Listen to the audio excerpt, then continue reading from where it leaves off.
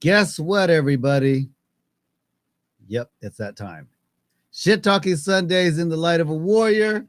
We're going to be talking with the MS Warrior about her journey with multiple sclerosis. And if you were watching last week, we were talking about the 9 myths. And today, we are talking about part 2, continuation. This might even turn into a three-part thing, but without further ado, let's get right to it because it seems like this is a hot topic. So, what's going on? Hey, evening. How are you? Well, you know me. I'm always blessed because I'm breathing, and so are you Right? because you're listening to my shit talking Sunday. Because every day it's shit talking Sunday. So if you haven't liked, share, subscribe, hit that notification button, then I don't know what the problem is because you come here and you just look and you're not trying to support by at the very least, like It's and share. free. Yeah, and it's free. No, just don't hit that notification button. But Please. disclaimer, let's get that out the way because I think we've been forgetting to do that. Uh, Mm-mm, I remember, haven't. this isn't medical advice. It's just her journey with multiple sclerosis. So, talk to your doctor first if you're having a medical emergency. Please call 911. And without further ado, I'm going to leave the show up to you. Hey. All right.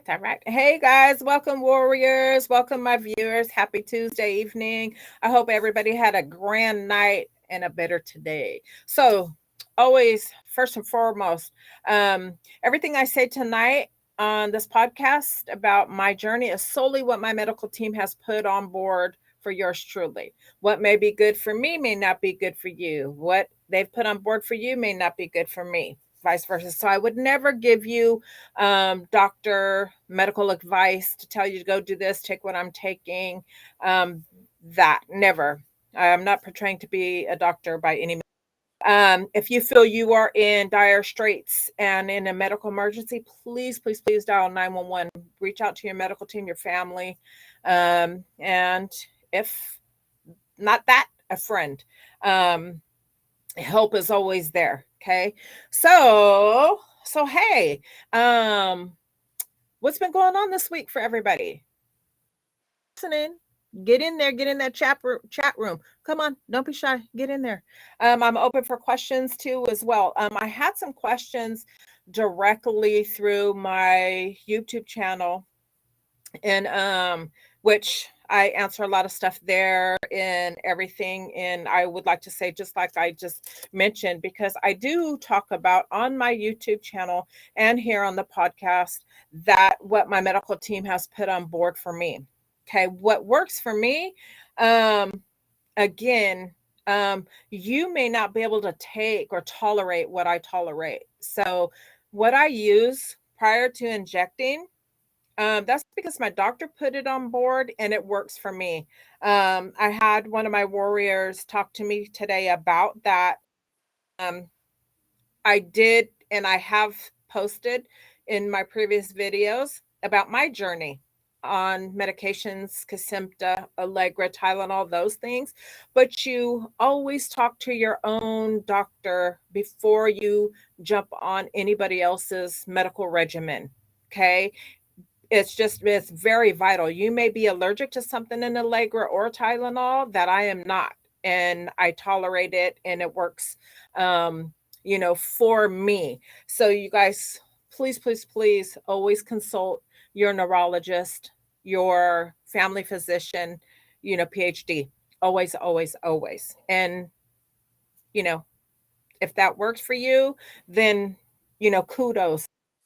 Um, I'm funny about medicines. I don't care what works for someone else because I'm a chicken.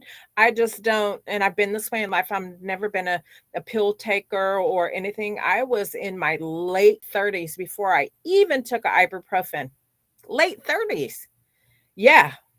So it's weird, but I remember years, I was younger and not a child age, but just older in my 20s, early 30s, and I took a Tylenol. Man, I had to sleep it off, so my system is really naive and sensitive to stuff. So I just want to say if someone tells me, oh, yeah, this works really, really good for me, you should try it. Not me. I'm a chicken. I'm a scaredy cat. I will, I won't do it, you know, and, um, and I'm kind of glad I am that way because then I don't have to worry about, right, Steph, a half a one. Hi, Steph. She knows that's my best friend. She's been in my life just about all my life. So, um, yeah, so anyone knows it's her. So yeah, I'm a chicken and my system is very naive to stuff. So I'm not really one to jump on somebody else's bandwagon and be like, yes, man, that works for you.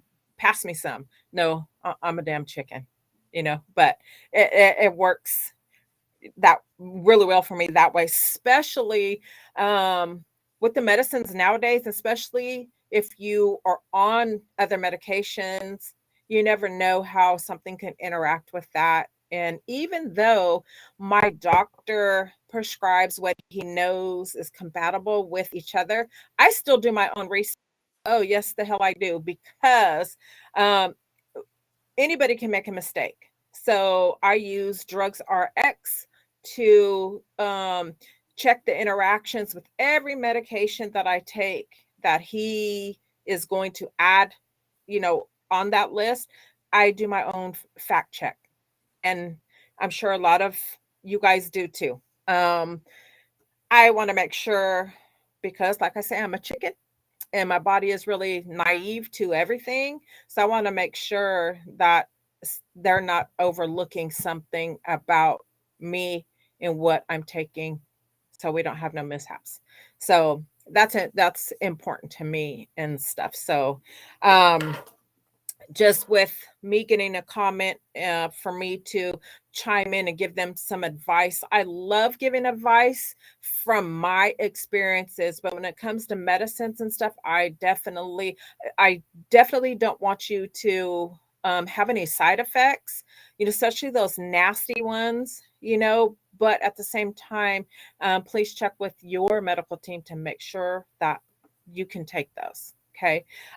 So where we left off last Tuesday, I'm going to pick up there because it was a good talk about multiple sclerosis and the 9 myths that are associated, I guess, with multiple sclerosis, things that, that people want to know, of course, amongst the long list of questions, of course, but they've kind of narrowed it down to 9, I guess, the most asked questions that need, answer. And they, put it out there as, you know, true or a myth. Okay. Last week we left off on number 3. So I'm going to start on number 4.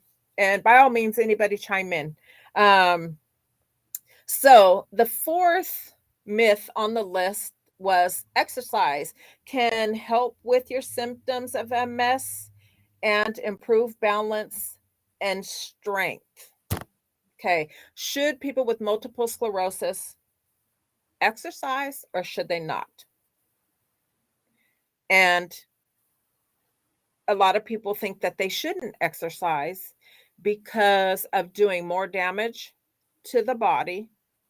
If you are lacking mobility, a lot of people are afraid to work that because they're afraid of further damage or the pain, what's going to happen after you exercise it, or you're too weak to exercise. But the answer to that is a myth. Of course, everyone's mobility and physical capabilities are different. Okay. So not all of us can exercise. Of course, if someone is wheelchair bound, bed bound, um, things of that nature, then of course your doctor would tell you yay or nay. Just as if someone like yourself and myself, I still can stand up, I can still walk. I still have troubles, yes, but I still can. Okay, so my doctor would tell me, well, we want you to strengthen your core to be able to, keep your body upright, of course, because with multiple sclerosis, you lose a lot of muscle mass. Okay, because of our fatigue levels, we are not as active. On top of our mobility issues, we are not as active as we were prior.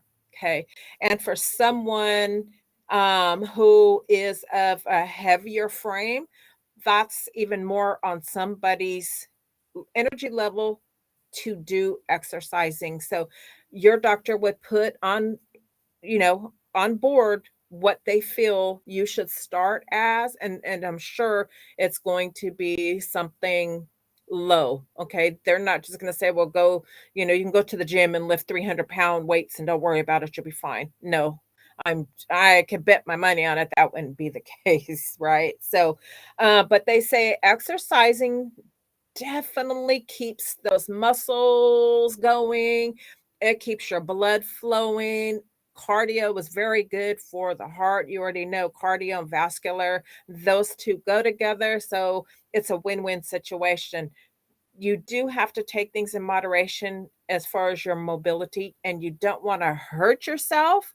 Now, I'll tell you personally. Okay, so I just stretch my legs, and this is a true thing that just happened. If you guys remember a couple of videos back, I kept complaining to you guys, my knee, it went and stopped hurting. I could barely walk on it. It was just really aching. And for 3 months, my knee just kept hurting. Well, I tried exercising a little bit with my bands. I bought medical bands. Larry would get in one side and then use his body weight, and I would do a couple of squats holding on to the bands. But at night, and I still get it, restless leg syndrome. So I stretch, at night. Well, those two things threw my leg out. So for my left side, and that's the leg that was bothering me because of the deficit. I noticed for me, I can't work that side too much. It starts to wreak havoc with pain on top of already the deficit that I experience. So I'm sure with that being said, and with your deficit, you would definitely need to speak to your doctor, and they would either send you out for physical therapy, and then of course doing some at home. And you guys know as well as I do, physical therapy PT is not going to keep you months and months on end just to get your um, your exercise in. So they will give you some on paper that you do at home. So mine is very low impact, even not even with weights, guys. I don't use weights like that. So because of my left side, being deficit, I can't burn it out or cause myself injury if I'm trying to use weights and doing too much, because this left side is gonna crumble. It is. It's gonna crumble. So I'm very careful of exercising. And you don't have to do weights to exercise to keep your muscles moving. I do a lot of leg lifts in bed and stuff like that just to keep that side and just body motion, period. Especially if I know if I've been down and haven't been too physical, I'll do stuff sitting on the edge of the bed. So that kind of stuff. Or I used to hang onto the counter in the kitchen and do little leg bends, raise one foot leg off the ground and rotate back and forth. That's still motion. Now, PT gave me those exercises coming out of the hospital, coming out of physical therapy when I lost movement in my legs for 4 days. I had to work my way up to that, and bam, here I am. So it worked. So yeah, you'd be surprised what the body can do on both sides. There can be a negative side, of course, with anything disease with the body mobility if you're stricken like that. And then on the good hand, the body is miraculous and it can do things that we become shocked over, like, wow, they recovered. um I've recovered. So that, I'm a little bit of a testament to that, guys, because I was so afraid that I was losing my legs, and not by amputation but by the strength, and be able to stand and feel my legs, be able to hold my body up. I mean, it was really scary. But determination, the mindset, of course, I didn't want that to happen. And I kept moving, moving, moving. My grandkids that live here, they would do exercises with me and, stuff like that. So I kept moving. Even days that I did not feel good, I got up. I multiple times a day and walked purposely to the kitchen, back to my bed, to keep that muscle going, the moving in my body, keeping it going. My heart, everything. I just kept getting up, and that builds strength, and it kind of tells that disease, that attack at that time. After you've come off that attack, flare, or relapse, it's called baseline. You want to come back or better to where you were before that attack. Um, I have always come back to baseline. And since being on the Kesimpta this year, over a year now, I think I'm in the best multiple sclerosis status than ever condition, honestly, all the way around, mentally, health wise. Take away the MS, and health wise, I'm stable, nothing new. Yes, I have the gray area in a small area of my right lung in the middle, which I see a pulmonary doctor for that. They don't think it's the C word or anything. So they've passed me through oncology already. I already went to oncology. They passed me on. There's no need, they said, for me to see them. And it could have been damage from smoking. Yes, I was a former smoker. And also, and I've talked about this before in a prior video. My neurologist looked at the film and he said it looks like I had COVID not long time ago, but sometime recently, to that test was done, because he said, if it was a long time ago, I was sick right before COVID started.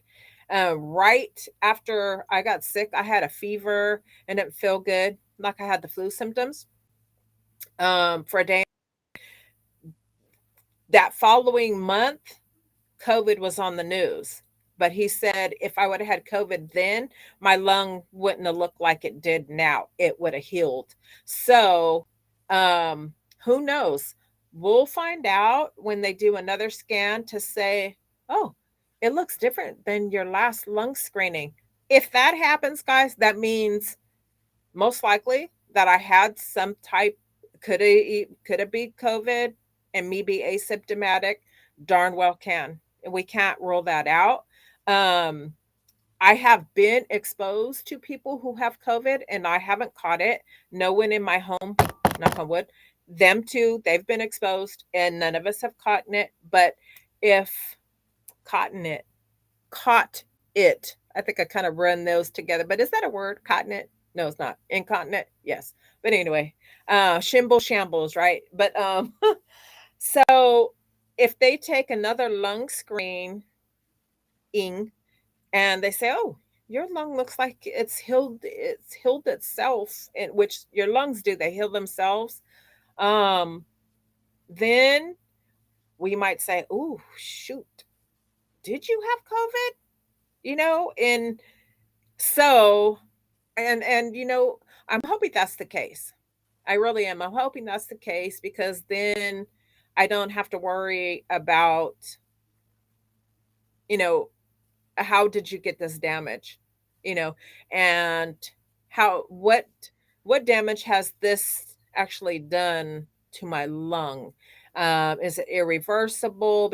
Caused it? Is it from smoking? Is it um one good thing though, and I'm learning stuff now because from my father's lung screening, there's something in the way of one of his airways in the lung, and mine is not. So, which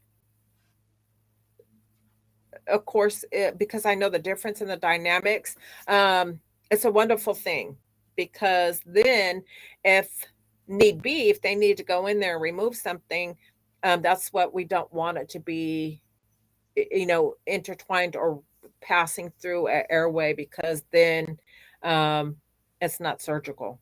Okay, it can be um, maybe possibly dealt with in another surgical form, but I wouldn't even say surgical, but you get what I'm saying. It won't be able to be removed surgically because of the airway.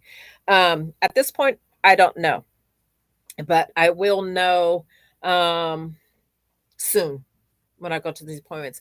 I've just been racked, guys, with appointments. And before, I'm sorry to start this number 4, and I gave you guys the answer, my answer to what my doctor has told me about exercising in MS is good for you, and it is advised so you don't lose muscle mass, because once you do, it's harder to get it back and you get weaker, and MS already contributes that factor. So it's always good to stay moving, physically, to that muscle mass. Um and I'm hoping, let me write this down because I want to share something with you guys. I don't want to get too far off track, but I want to give you guys an update on my dad, as I've been sharing that with you, because that's that's my everyday journey as well too. Um, So, and I'm gonna mess with this color because I look kind of darn pale, don't I? There, that's better. Sheesh. But yeah, no makeup, no hair, none of that. Today I'm too tired. I don't care about any of that. Y'all seen me, crazy hair, don't care, no makeup, no nothing. So, thank you for accepting me as I come. Okay, so that was number 4. Exercising is good for you under doctor supervision. How about that? It is not a myth. It's a myth on the negative side. That's not true. Okay, so number 5 is if my symptoms are minor, I do not need medication. Do any of my warriors out there, my viewers, have an answer to that? Come on, give you 4 seconds. Chime in, guys. 2, 3, 4. Okay, so the question to that answer, well, the answer to the question is your doctors will tell you always on treatment is the best medicine for your MS. Now, are there reasons why you cannot go on treatment? Yes, there is. There's quite a bit of reasons why you can't be on treatment. Okay. Um, or certain treatment on top of that. Okay. Certain DMTs, disease modifying treatments, can stir up um, chicken pox in your body, make you have chicken pox. It can give you upper respiratory infections, sores in your nose. I've had that. It can cause your hemoglobins to be off Richter, your lymphocytes be raised, your liver. Certain medications can cause different anomalies in your body with your organs. Okay. Vision, your brain, the vessels behind your eyes can swell in your brain. There's so I couldn't even probably name them all off in an hour if I just named them, went down the list, because every medication that treats multiple sclerosis, they have their side effects, they have their probabilities, they have risk factors, they have the rare factors.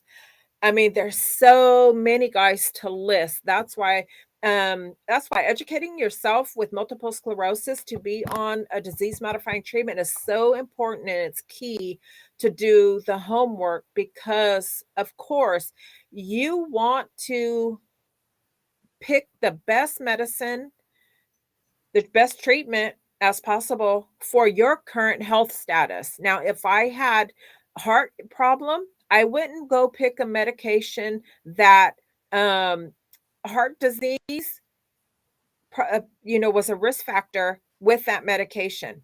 Okay.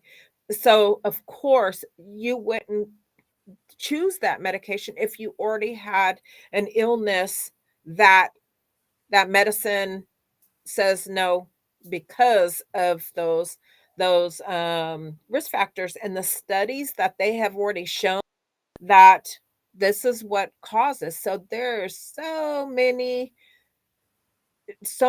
issues that can and cannot. Not everybody has those problems, of course, that take the medications. You know, um, I have not experienced, and knock on wood, in my, let's see, a year and 4 months that I've been on the Kesimpta, I have experienced mild symptoms, but none of the more serious um, side effects that caused me to have to go to the hospital or get off the treatment, excuse me, stop my treatment. So and that was my choice. I did my research and chose the one that I was willing to um, deal with in case something affects became a problem. And I like to say it as I chose the less of the evil. Because there's some medications that you want to cry and be like, "Oh my God," and it's scary. It's you get fearful. Um, then it comes to, you hate, the disease, of course, but you have to live it. And what's going to become of that if you don't get on medication? Um, and then there's sometimes to where um, you have one of the major side effects. Something happens, with your blood work, because being a Kesimpta, I get checked every 3 months.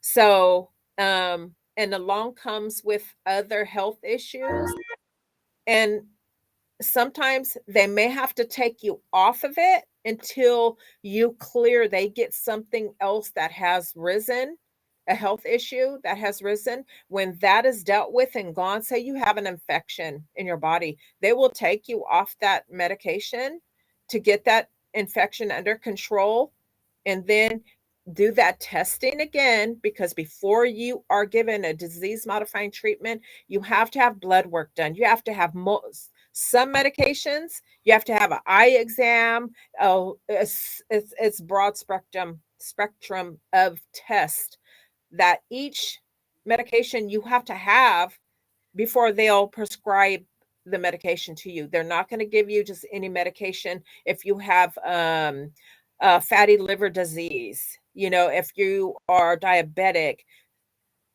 so this is, a big deal when it comes to the medications and what one you choose, and what you're willing to, possibly deal with down the line. So it's important about that. Okay. So let me move on, because I could sit and talk forever about medicines and starting, stopping, and all that kind of stuff. So just know that no doctor, from what I know, and my doctors, I've had few, so no one has ever told me stop taking your medication. Um, if you stop, either it's medical reasons or you're choosing to do so. There's a lot of warriors out there that have chosen the healing approach, okay, the natural healing approach, and not on medications, in which that's solely their journey and stuff. So sometimes um you will have to stop medications for a certain reason, and then you may be able to get back on if those tests that they take to approve you to take that medicine come back a-okay, or sometimes you have to choose a different medication. So it's all really depends on the cards at that time. Okay. So um let's see. And that was number 5, guys. And that was my answer, what I've been through and experienced too with medications. Kesimpta is my 4th medication. I was on Copaxone, Abagio, Tecfidera. Both of those killed my GI. I had to get off them, and I wasn't on them both together. I was on them, one first, then tried the other one. I was injecting myself 7 days a week for 3 years. That was rough, you guys. Oh my gosh, that was rough. But I was so happy that um after getting the bad news that I had multiple sclerosis, being told, but we have medication to stop and help your progression. I was happy as hell, right? Because there's no cure. You have this, there's no cure, but we have medication that can, help that. So I said, give it to me. Which one? Give me, and of course I did the research. And at that point in time, being newly diagnosed, and I guess where my disease was at that time, um, my doctor did prescribe me Copaxone, which I did end up agreeing, but he felt that I should start there. And Copaxone now is one of the earlier treatments. Nowadays, there's many others, that come after it. But I was so happy to know that I would receive treatment for this incurable um, monster, you know. Um, so the Abagio, the Tecfidera made my hair fall out. I could barely function, do anything because my stomach, my just my insides hurt every day. I had problems eating because it just had my stomach in shambles and in pain and blah. That lasted in between both of those orals, maybe 4.5 months. And that's I had to get off. I was suffering. I was, and actually, I believe, during that course, I was in the hospital. It threw me into the hospital. It was, and at that point too, I was on a relapse. I was on those nasty orals, just one of them. It wasn't both. And in the hospital, well, they sent me home the first time, not my first relapse, but for the first time, they sent me home on an oral steroid. Oh my God, I knew I was being poisoned. I just knew it. And I kept saying I was so sick. Well, I ended up getting blood clot in my spleen at the same friggin' time. Yeah. So here I am on a relapse. Here I am taking um, pills orally for the relapse, 44 steroid pills a day. 44, guys. You're right. I said 4. The pharmacists questioned me. They didn't fill it until they questioned the doctor. They said, "We've never heard of this. We can't prescribe it to you." And I was like, okay, I even questioned it. The doctor said, "Yes, it's okay to prescribe her that." Did it. Okay, so I'm popping these pills. I'm sick as shit. Excuse my French. Um, I was so sick. I know the combination or one of those caused my blood clot. So, mind you, I'm relapse. I'm in a relapse. And each one of my relapses have been hell. I mean, if you guys follow me and you watch my videos, I was at one point became suicidal during a relapse because I get hit really bad, really hard. And that's before I got strong, got my faith stronger, and I've got a lot backing me now. I probably had it then, but didn't know. Okay. Just supporting me and myself and driving the wheel, driving my disease. I'm in control now. And that will never happen again. But so, mind you, if you've had a relapse, you guys know the agony, the pain, um, when you just feel like your body wants to shut off, like your brain or your breathing is going to stop at any moment, and there's not shit you can do about it but call 911. Oh man, I've been there, done that quite a bit in the last 5 years. Um, but um, so relapse, oral medication that kills me, steroids to treat the relapse. Oh, and then my tongue turned furry, furry, white, nasty. Then I had to drink this liquid to make it. Oh my God, you guys. Yeah, that was the worst ever. That's the past, and I'm sure I'll never, never come across that again. But yeah, so that was a big, big, big ordeal for me with all that. So, ugh, yeah. So medications and stuff are really important, and you've got to educate yourself on how potentially they could affect your health outside of MS. Better words said like that. Okay. Okay, so experts say even if multiple sclerosis symptoms are relatively minor, it is important to get treatment.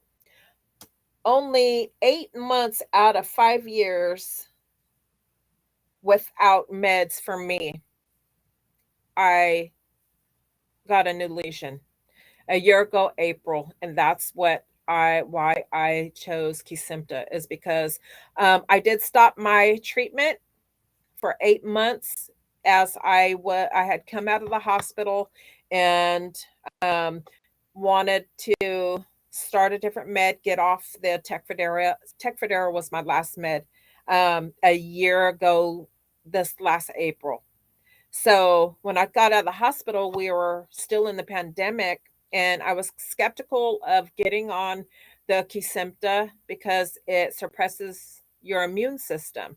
Well, with COVID, I was worried, and of course, for myself and for my family, I felt okay, of course, coming out of the hospital after being treated with the Solumedrol for the 5 days, 5 days. Um, of course, it took me about 2 weeks to start feeling the effects of the medication that got that relapse down. Um, then I was like, oh, did the research, everything, waited a while, talked to my neuro. He said, yeah, you can take Kesimpta. So I waited. Within that 8 months, guys, I was back in the hospital on a relapse, a new lesion. And since then, of course, and not ever again, unless medically necessary, will I stop my DMT. Mm-mm. Learn my lesson, um, in which I knew it was a possibility, of course, but I was like, oh, I'll be careful, you know, and I felt really good, what my really good is, opposed to what my really bad, what I've experienced. So I was like, shit, I got this. Yeah, okay. So my experience, I will never stop my DMT unless for some reason I have to, for whatever stint of time, and then I could go back on it or go back on something different. No, not your girl. That's no for me. um, so moving on to um number six. Number six. Okay. Um, people with multiple sclerosis should not become pregnant. Is that a myth? Yeah, it's a myth. Yeah. Um, doctors say um, a pregnancy is not high risk if you have multiple sclerosis at any time while you're pregnant.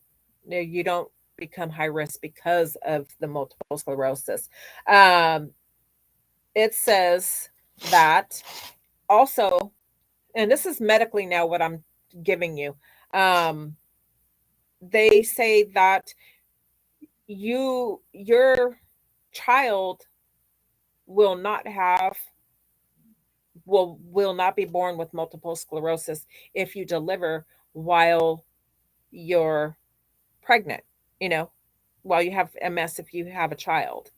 Um, that's what, things, what I'm reading from doctors and stuff. Now, for me, my experience is my kids are older, so I haven't had any children in the last 5 years, but who's to say I didn't have MS 30 years ago? 30, let me see. My last child, I believe she's 34, maybe 35 next month, or 33 now and 34 next month. I'd have to do the math, guys. Um, but who's to say? Because years back then, they just didn't say, "Oh, well, we think you're pregnant. Let's give you an MRI." Right? Who knows what was there long time ago? Okay. So, and who's to say some things now, due to my experience with being stricken with MS, I can say 15, 20 years ago, I was already having symptoms, but I ignored some of them because I thought, well, okay, no big deal. I feel all right, and kept it pushing, you know, and eventually, down the line till 5 years ago, it all added up to shit. This was MS doing that. I can recall, and people around me can recall, yeah, I remember you kept saying you didn't feel good just out of the blue, and I've had other tests done to prove and rule out other diseases. Okay. Because doctors, we're just rolling out stuff, and they don't take it as seriously if you go in there and say, and which I did. I remember telling my doctor, my legs are really weak. They feel, I'm getting too tired too quick. My legs feel like I'm running marathons when I'm not. Well, your age, you have kids, and, running after children, it's not easy, and blah, blah, blah, blah, blah. Okay. So, and of course, they're the professionals. So I believed them, you know, and, other things can cause you to be fatigued and da da da da da. And, you know, they'll go down the list, you know, well, when you go down the list and there's nothing else to blame, you blame something, but they don't say, let me put you in an MRI machine and find out if you have MS or anything in the brain causing you to have. I had numbness in my face, and, oh, you didn't have a stroke. We know that, so it's really kind of a bouncing ball with things medically. They won't just, offer you MRI because supposedly it's really expensive. But I'll be damned. Sometimes when people have so many symptoms and they just because they can talk and they're coherent and walk, that doesn't mean something's not wrong. So do away with the MRI, make something that's less expensive and save a lot of people's lives.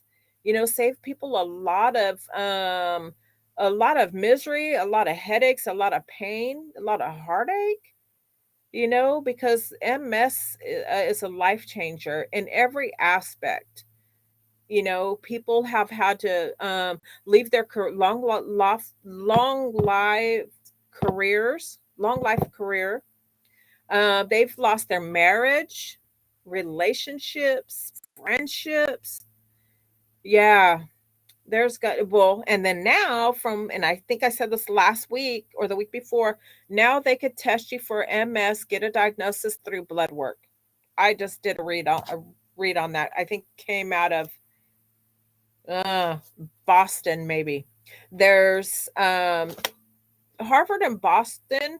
I follow a lot with Boston because I follow um a neurologist by the name of Aaron Boster out of Ohio, and he started a clinic in Boston, and he's really, really good. I advise you guys to follow him, Aaron Boster on YouTube. He's fantastic, this doctor, and he's so hands on. He shares everything, new stuff, old stuff. He talks about everything. He does Q&A. He does everything live. He'll have guests on the show from his clinic, other doctors, and it's almost if you're going to the doctor without going to the doctor. And you can research him, you can look him up, you can, check, fact check him all you like. He's real. Um, so, and he does a lot of lives all the time. So, I pay attention to reads that come out of his schooling. Um, so, but okay, so pregnant, if your baby then if does not have. Okay, so it says you are no more likely to have any pregnancy problems or your baby have any abnormalities, any different um, numbers scaled than a woman who doesn't. Okay, so it's a myth that you should not want to bear children if you are diagnosed with MS because you're afraid of the MS factors. Okay, but always, always check with your neurologist, check with your doctor. We all know, you know, to be healthy if you want to carry a child and have a healthy baby. That's not a normal things, a woman talks about if she knows she's considering planning to have a child. You need a healthy body, of course, right? Um so that is a myth. Okay. So number 7 is I have multiple sclerosis. Will my children? Is that true or is it not? Anybody got the answers? Or you want to know the answers? Okay. It's a myth. Um, your children do not have to have multiple sclerosis if you have children. They There's a lot of factors from my knowledge about um, being diagnosed with MS. It's not just one stricken thing. Epstein-Barr virus, yes, that's a contributing factor, but that is the only factor. There's many factors. Smoking is a factor. Living on in North America is a factor. They're finding that in hotter regions, MS, multiple sclerosis, has a higher rate in people, and mainly so women, than cooler regions of the world. So there's so many different factors, guys, that they're finding that contribute to multiple sclerosis. Okay. So I'll read what I found. It says, while there is a genetic component to MS, it does not pass directly from parent to child in a predictable way. My answer to this question is, for me, in my experience, as of today, my 3 children do not have signs of multiple sclerosis. Okay. I have a son who's 40, I have a son who's 38, and I have a daughter who is 34. She'll be 35 next month. Now that I did that math real quick, I know her age. So none of them show, and God, please don't put that upon my child. I ask you, now, to spare my children in that fact, with multiple sclerosis. Um, yes. So there are 3 healthy, um, grown adult bodies, and neither none of them have shown any signs of multiple sclerosis. So thank you, Jesus. Give you the glory in your name. Amen. Um, so that's number 7. Number 8 is um, people with multiple sclerosis must avoid all sources of stress and anxiety. We all know this, right, guys? Because stress isn't good for anybody. That's not even a factor. Any word with stress is, yes, avoid. Avoid stress at all cost. You don't even have to be stricken with MS. Stress isn't good for nobody. Even if you are a healthy, able body, no, just stress on the mind, and oh, the emotional, yeah, oh no, nope, cut it out, right? So it says, and of course, it says it is true that stress events can worsen your MS symptoms for some time, and definitely so, and that's can cause us to have a flare. Me myself, I don't believe that. Let me mark my page right here where I've written my stuff down. Me myself, my experience, I don't believe that stress factors cause a relapse. Now, this is just my opinion. I think because it goes deeper, it's longer, there's more to it. It causes stress. A relapse is new lesions on the brain, neck, and spinal cord, right? Well, to my knowledge and experience, that is something inside our body that's attacking those places that causes the damage of our myelin sheath. And that's what covers our nerves. Um, so I don't think an argument with someone, and I'm very upset, emotionally upset, can trigger that. But I do feel and I do believe, as far as my experience, stress, being upset can flare your symptoms even more because that's affecting our nervous system, right? When we cry, we're emotional, we're happy or sad, that stuff, or worried, that affects our nerves. Okay. So that is called like a flare. It doesn't A flare is no lesions, no new lesions on the brain, but it aggravates what damage is already done and can flare up, which is called exacerbation, can cause um your symptoms to be heightened. Okay. So, and which I experienced definitely when I'm in a flare. Spoke to one of my warriors about this. They contacted me yesterday, or their our time frame is different, so it could have been this morning. Um, that he was experiencing um serious fatigue. Oh, what else was it? Fatigue, and just was really tired and didn't feel too well. And then all of a sudden, bam, he got this all kind of energy.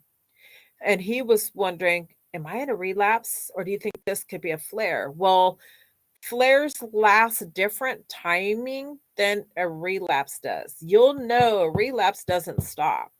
Mm-mm.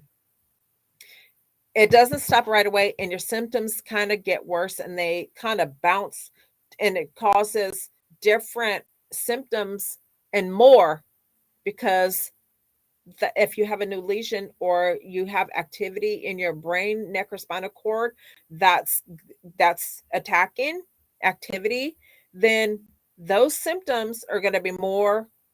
Then you may have more symptoms, as I have experienced. But once I was treated with the medications in the hospital, um, by week 2, I started coming back to baseline. Okay. Relapses are different. Flares, they kind of subside on their own. If you take it easy on yourself, they kind of go away on their own. You get better over a couple of weeks. Flares don't necessarily need to be treated with solumedrol. Not necessarily. Have I had it? Yes, I have. Yes, that has been. I've been into the doctors on flares, and because of the symptoms, what they were causing, they treated me, of course, to shut it down. So thank God, right? Yeah. So let's see. Stress, anxiety is not good. It contributes to our nerve system, and our nerve system is damaged because of the MS. So of course, it's going to wreak havoc on our body. So keep the stress gone, you guys. Keep it gone. Um, um, okay, so that was number 8. Okay, and our last one on the list. Okay, and it's a very important one, and this should have been actually number 1, because anytime you hear news of a disease that you are not informed about, you don't know nothing about it, and it's frightening. And I went through it, and I'm sure um all my warriors out there have went through the same thing at diagnosis. Okay, hey, if you guys got water right now, take a sitting right there by the side of you, take a drink. I'm a little dry mouthed. I'm doing nasal spray because I've always have allergies, and it makes my throat dry. So yeah, I needed some uh water. Okay, so number 9 is um is multiple sclerosis always fatal? And this is how that it's worded. And is that a myth? Is multiple sclerosis fatal? Anybody have the answer? So that answer is, although MS is a lifelong condition, it is not a fatal one. Okay. Multiple sclerosis is not a death sentence, guys. You know, um, when you're hit hard with some news like that, and you read about it, you just think, wow, I could possibly die from this, on what it can do to the body. You know what I mean? It can lead, can it lead? Depends, on a lot of factors.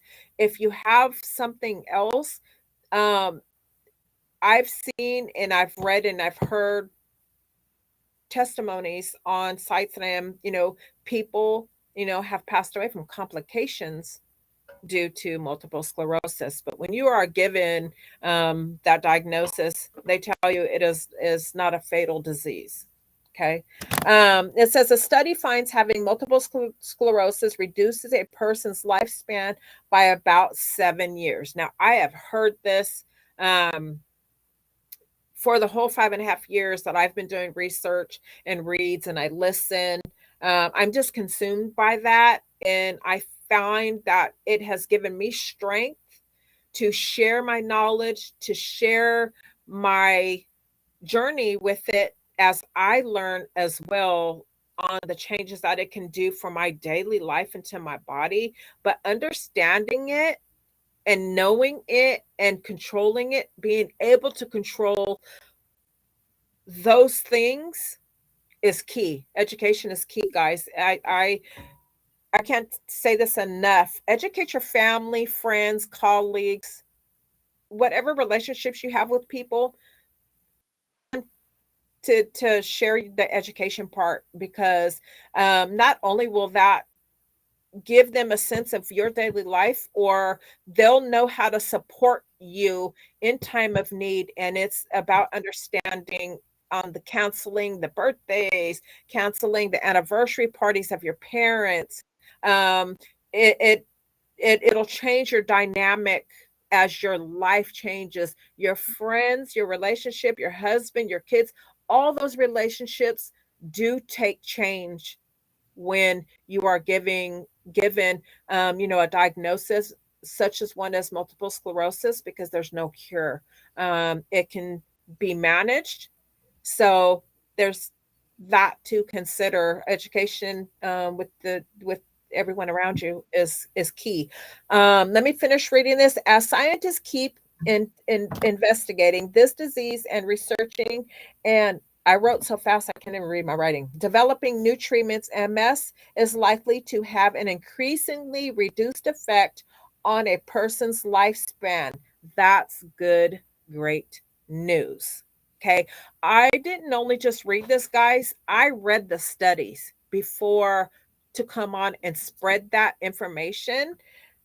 So that's terrific. 7 years isn't great anyway, but to knock off 2 years of that and say, hey, we've determined, we have done studies now of 5 years spanned, 4, 3, 2.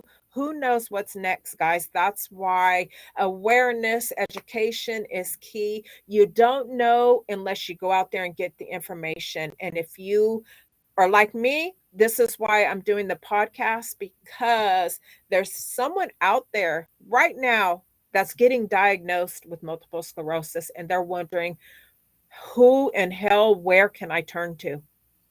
Right?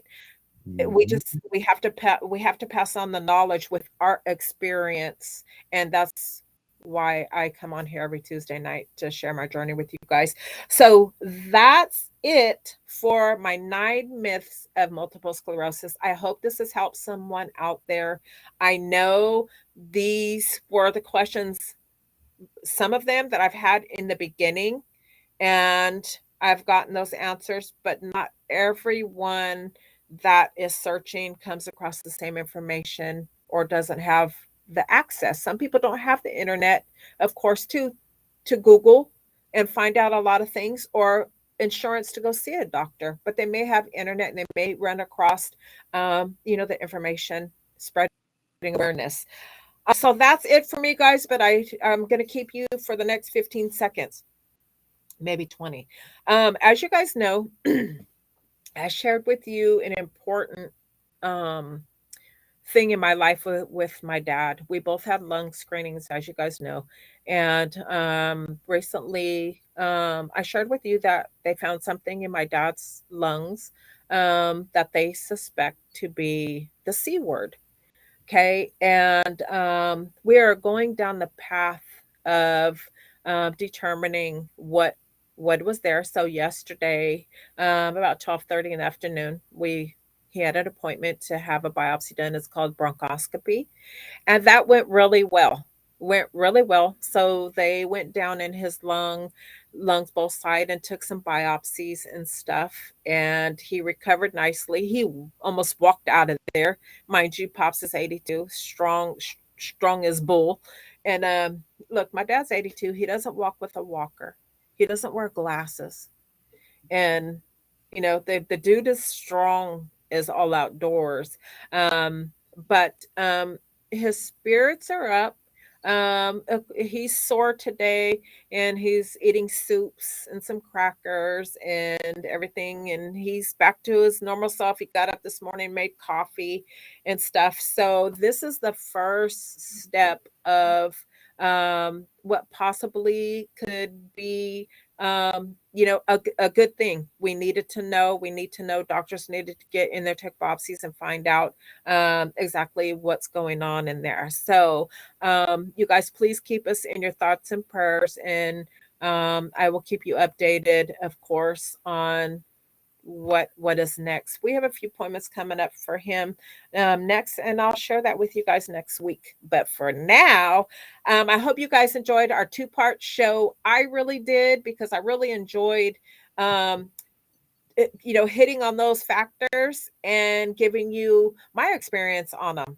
Okay, because not every day do you get someone that comes up to you and asks you, those type of questions, because they get personal, Mhm. So it was a terrific topic to share that with you guys for these last two Tuesdays. So I hope you enjoyed it.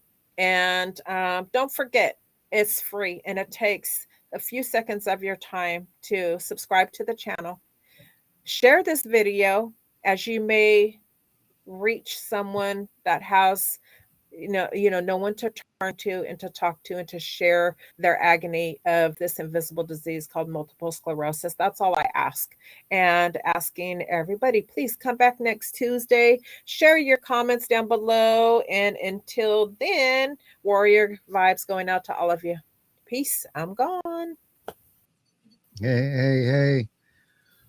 Once again, thank you for your time. Thank you for bringing more awareness. For me, like I said, I just do this so that people out there who are suffering from multiple sclerosis have some type of place where they can come to and maybe get some information that might help them get through another day. You can hear my dog in the back. He's anxious to go for a walk. He's how Belgian Malinois are. They're full of energy. So with that being said, be blessed, everybody. Love one another, and if you can, pay it forward. All right, because you just never know what kind of day somebody else is having. So have a very blessed day. Peace.